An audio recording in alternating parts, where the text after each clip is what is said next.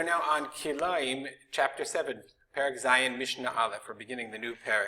We're going to talk about a kind of agricultural technique that they had in the times of the Mishnah called Havrachah. I don't exactly know how you would translate it in English, but Havrachah is the following. Havrachah is when this, I got these pictures from the Mishnah Eretz Yisrael, from Rab Safrai, Dr. Safrai. Okay, it says, let's say you have a vine, and the vine is either dying or you want to start a new vine instead. So what they would do is they would take one of the shoots, one of the offshoots of the vine, and they would, let's say this is the ground level, and then they would, some distance away, they would plant it in the ground. They would run it under the ground, and that offshoot would then grow its own separate vine. Okay, so you have one vine here, and then they would take one and offshoot it and have a different separate vine, and it would, at some point, it would grow its own roots, and then they would either cut it or leave it attached. Usually they would cut it so that it would have, the mama bear now could continue to live, and then the baby bear would grow as well. This is another example, another picture that he showed, where they would take the vine and then they would stick it in the ground, attach it to two branches, and hopefully it would grow in its own. Okay, that's the issue of Havrachah. And the question obviously is, what is the law, what is the din of the second vine vis-a-vis the first vine? It doesn't become a vineyard, etc., etc. The first question the Mishnah is going to discuss, though, is if I run this this shoot, if I run it under the ground, can I plant over it or not? So says the Mishnah, Mavrich et hagefen ba'aretz. How do they translate mavrich? Let's see for a second. Okay, chapter 7. Here we go. If one has bent into and conducted through the soil a vine or a shoot, that's exactly what I said. Im ein afar al gabash shlosha tfachim. If there isn't dirt above it, 3 tfachim, i.e., maybe 10 inches or whatever. Okay, half an amma. If it isn't 3 tfachim deep into the ground, lo yavi zera aleh. You can't plant above it. Okay, so let's say if this is not a good example because this is a picture to show how close they were, but I could have, let's say for example, if I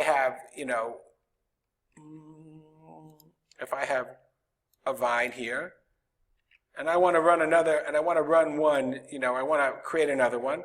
So if I just want to, let's take a line, okay? If I'm going to run my vine, this is assuming it's under the ground, I'm going to run from one to the other. But let's say I want to plant over here. I want to plant in between, and it's more than 4 amot apart, right? So if I want to plant over there, so I just need shishat tvachim from here, and I can plant in between. So that's what our Mishnah says. If there isn't 3 tfachim of dirt above, if it's not 3 tfachim deep into the ground, lo yavi zera aleh. You can't plant above it. Afilu hivricha b'dalat o b'silon. Even if I ran it through a dalat, through a gourd, somehow I guess they felt that it would be beneficial for the nutrients of the vine if I ran it through a gourd. And the explanation that the Bartanura and the Gati explained, this dalat, this gourd, must have been dried out, otherwise there would be a problem of Kilayim anyway. Oba silon, or I ran it through a pipe made of cheres, made of earthenware. But they point out if I did it in a metal pipe, or as we're going to see, if I did it somehow under rock, then it's okay. Says the Mishnah, Hivricha b'sela, if I ran it under a sela, under a rock,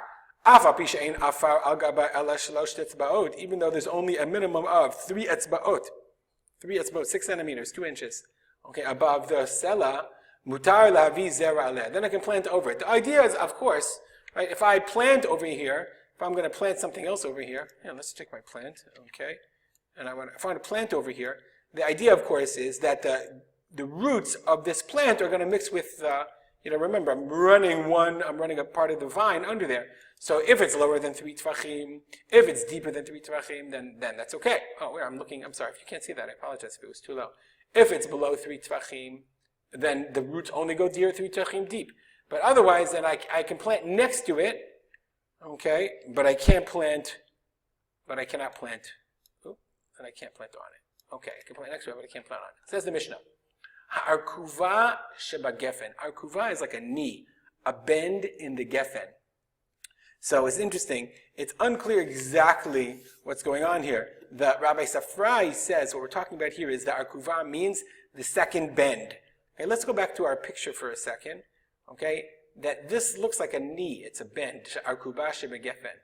So he says, let's say, he says, what the pshat in the Mishnah is simply, let's read the Mishnah, he says, Ein modedin le'ela min ha'ikar hasheni. You only measure from the ikar hasheni, from the second ikar. Okay? That the question is, how far do you have to have shishat tvachim? Remember we said shishat tvachim. So this akuvash begefen, each one of these is a bend. It bends up. That's a knee. Here also is a bend. Okay? So where do I measure from? But let's say I have a gefen here. Sometimes what they would do is they would take the original gefen, and they wouldn't want to grow from the gefen. The gefen itself is kind of dead or whatever, and I want to start a new plant as an offshoot from the shoot that grew off of it. But the mother bear is not going to survive. We're not going to have two plants. We're only going to have one plant. So he says, what it means is the bend in the gefen, ein modedin le'ela min ha'ikar hasheni. You only measure from the second ikar, i.e., from where it came up from the ground. You don't measure it from the first ikar over here, assuming this is covered. I'll quote you the Bartanura. He says, this is true. When you can no longer see the original plant, i.e., it's covered. You covered it over, and then you ran it into to create another plant. So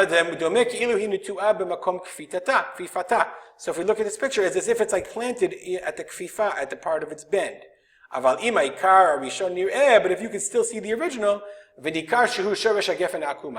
it's obvious that that's the root, the original, the mama gefen, the mama plant of the gefen akuma of this now bend.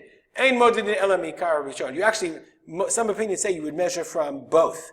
Okay, from the first one you would measure from here, but then you'd also have to measure separately from here because both of them are coming out of the ground. Okay, we'll dedicate the learning of this Mishnah to the memory of my father, Harav Simcha ben Yitzchak Kalman. Here we are, Perek Zayin Mishnah Aleph. Okay, and if you have any comments or questions, contact me at rspolter@gmail.com. Have a great day.